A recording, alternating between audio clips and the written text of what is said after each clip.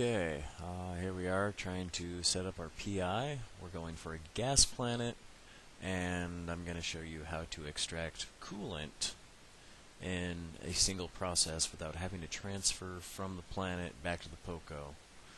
And as you can see, the tax rate there, 0.5% is good enough for most places. Some people think, oh, you need a 5%, 10%, but that really takes away from any profit the PI producer is going to make from the time put into building the place, the money it takes to do the entire process. So let's go ahead and close that out.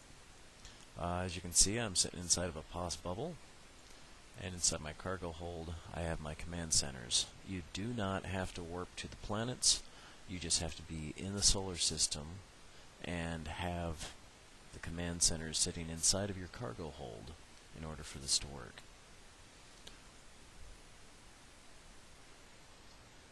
And we're going to go ahead and look at the gas planet. It's going to view in planet mode. Right click on it. And here we have planet mode. So in making coolant, we're looking for water and electrolytes, which translates to the raw material, aqueous liquids, and ionic solutions. So we're going to go ahead and scan. Need some aqueous liquids here. And we can see it's all green. What I'm going to do to scan for it better is I'm going to slide this side here over until I start seeing just a hint of white. See that right there in the upper corner? There's some white. Oh, there's some more white. Plenty of white there. White is going to be the higher concentration. I want to make it as small as possible. This gives me the best area. Make sure none of the other stuff. Okay, this area looks pretty good. So we're going to kind of center that on the screen. And now we're going to look for the other half, the ionic solutions. Keep our mouse over the white while it transfers over. And ionic solution is going to be straight up, and we can shrink that back to wherever. So pretty much there and there are two high spots we're going to focus on. So just kind of center the camera there. And we're going to go back to aqueous liquids. Boom. And we'll slide that back to the hot spot. And we're going to build our command center. We know we want our command center somewhere here. We don't want to build it directly in line, so we're just going to put it off to the side a little bit. And boom, right away we are going to upgrade it all the way, as high of a level as you have, and click upgrade. As you can see, the cost right there, just to place that command center and upgrade, is $6.3 million, just for that one module. And we're going to click submit, because we have to do that before we can do any other process. Well, pull out our extractor control unit. This gives us a bubble of the entire area we want to extract from. But with this process, instead of just extracting a single little area, we're going to combine two different areas, and we want the distance to be as short as possible. So get as much of that red in, but in the direction where we want to go. There is one extractor head. Then we're going to go back to our scan and back to ionic solutions. And we're going to readjust our slider bar there. Whatever feels comfortable. You don't always have to take it to the smallest little amount, but it's a good size there. And then we're going to go back to our build tab, and we're going to pull out our other extractor, and we're going to try overlapping as much as that. As you can see, I'm trying to get two areas. You can see the little red right here, or well, the discoloration. That may spawn up a little later, being useful to extract from. And we're going to place the other one. Usually I try getting them inside of the bubble, like right inside each other's bubble. That's usually a good distance. Okay, now that we've done that, just so we can get a frame line of where we're going to and from, we got a link. Now we build our processors on here. Different combinations are good depending on what you're doing, but for this particular one, we're going to use our basics, and we're going to try building in as straight of a line as it'll let us. Won't let you build if you're on the line. So we're going to zoom in pretty close. And for this particular one, I like to use 3 basic processors and advanced. So there's 1 basic, 2 basic, and I like to put a spaceport in here. I don't like them traveling too far. I'm not sure what the distance is, but it's just the way I do it. So we got 2 basics and a launch pad, and let's get another basic in there. Actually, no, this build, this build we are going to have another basic and an advanced.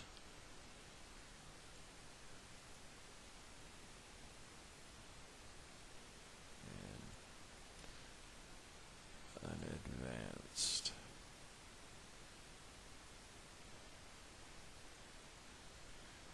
Okay. Notice none of them are linked yet. So we're going to place basic over here and along the same direction. Basic, basic, spaceport, launch pad.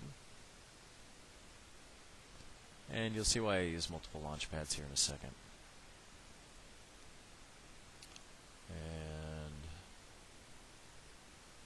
basic and an advanced. Okay, now that we have our outline, we can get rid of this link, decommission it, and then we're going to go through and link everything all in a row, because these do operate in series. You don't have to link every single item to every single item. It'll just flow on down the line. Then we're going to connect these two to advanced. Okay, then we're going to hit submit. Okay, that is the power grid usage we're going to need for building. And now we're going to our extractor heads. Some people like to use all their extractor heads, but I found that 5 or 6 extractor heads give you the best turnout without a high depletion rate. When you use all 10 heads, you end up having to move around and find another hot spot, which means you got to replace your gas extractor, your extractor head. So up here we were looking for ionic solutions, and the rate I go for is 1 day and 45 minutes.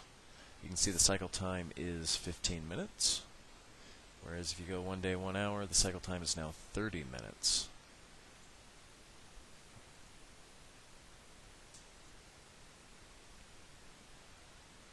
And the cycle time per hour changes a slight bit.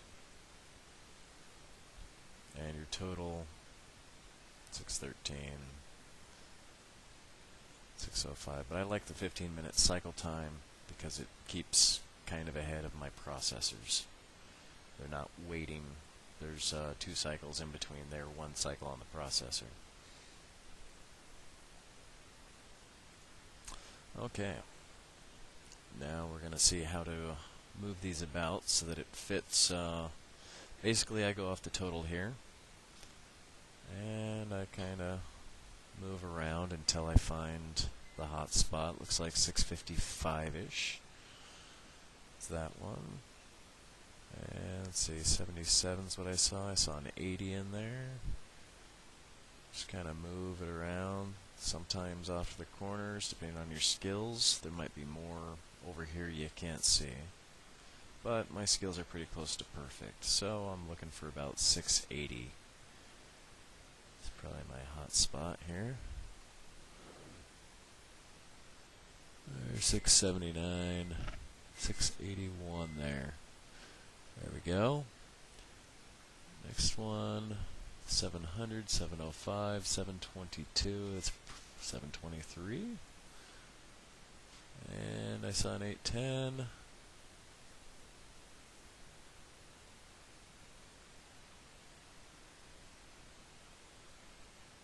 You notice when they overlap, you can see the red, kind of losing a percentage of what you're pulling in. But let's go find that 810.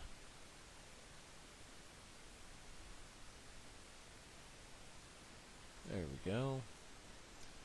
And head number 5. Now whether you use 5 or 6 depends on size of the planet, how far your links are away. If they're really close together, or if you're only using one extractor head, or one half of this on a planet because your skill doesn't allow you to do the full build,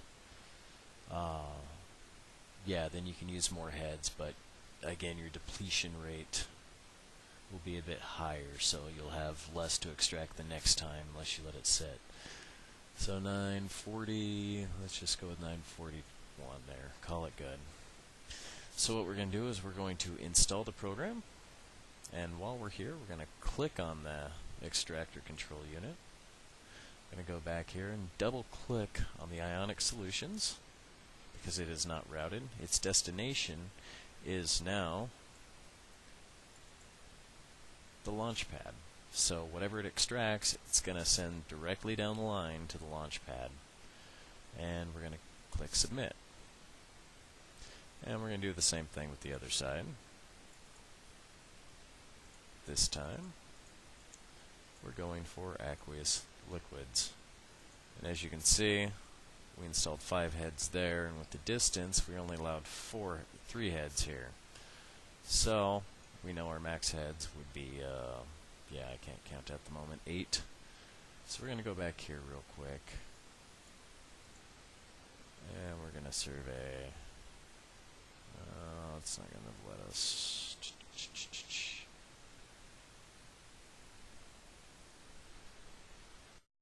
Okay, so we waited for a second there. And we're going to open that up, and we're going to stop the program. 5 heads is just one too many for that side, and we want to use 4 heads on both of them. It's going to be our max limit unless we reduce one of our processors there. And we're just going to go with 4 heads and reinstall. And then over here we can have 4 heads. Probably should have only gone with 2 processors instead of 3. And down here we were looking for aqueous liquids. 1 day, slide it over there, 45 minutes. And let's go back to our scan and adjust our bar on where our hot spot is, just until we see that little bit of white. There we go. Then we're just going to place them around there. Again, looking at the units, 177 or 377. We had 190. There's 400. See out here on the edges, we got 400, not necessarily in the dead center of the white. 402, 403, 414, 420, 424, 438, I think I saw in there. Okay, good enough. We're going to install the program. Go back to the extractor head, and this is the routing button, and it's not routed, so we're going to double click on the aqueous liquids, or just single click, go to create route, and back to this launch pad, and hit submit. Okay, while we're waiting for these two to cycle through their first cycle, 15 minutes, we're going to install our schematic. So down here we're extracting aqueous liquids, which then becomes water. You can see here, aqueous liquids over to water. Double click on the water, double click on the route, go back to the launch pad, and repeat.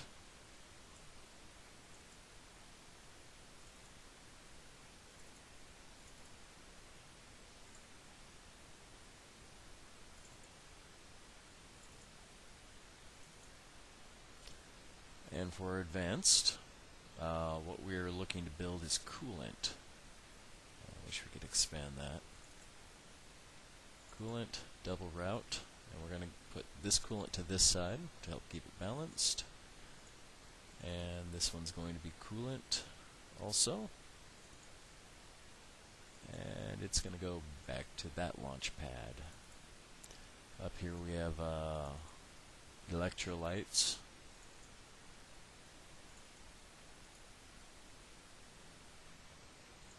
The schematic for electrolytes takes the ionic solutions.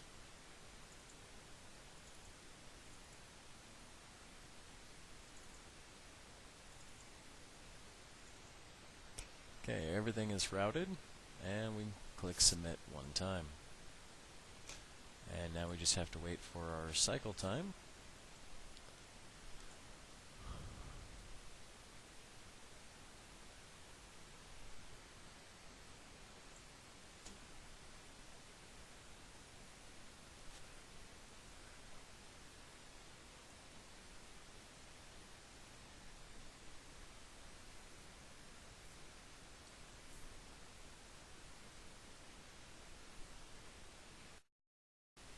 Okay, now that we have run a full cycle, we have some ionic solution sitting inside of our launch pad, which needs to be routed to the first process. Go through, double click on it.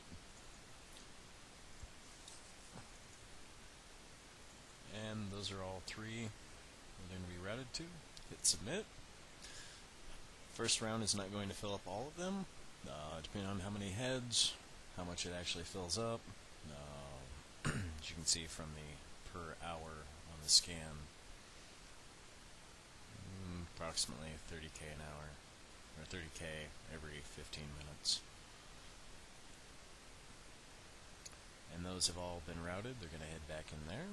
And for the next process, we're going to pull the P1 out of the launch pad, and just like we did there with the ionic solution, we're going to get electrolytes out of there, and we're going to route them into our advanced, which takes the electrolytes and the water, which is why we have it linked. We'll do it on both sides, and that'll be the final process. The coolant will come out both launch pads,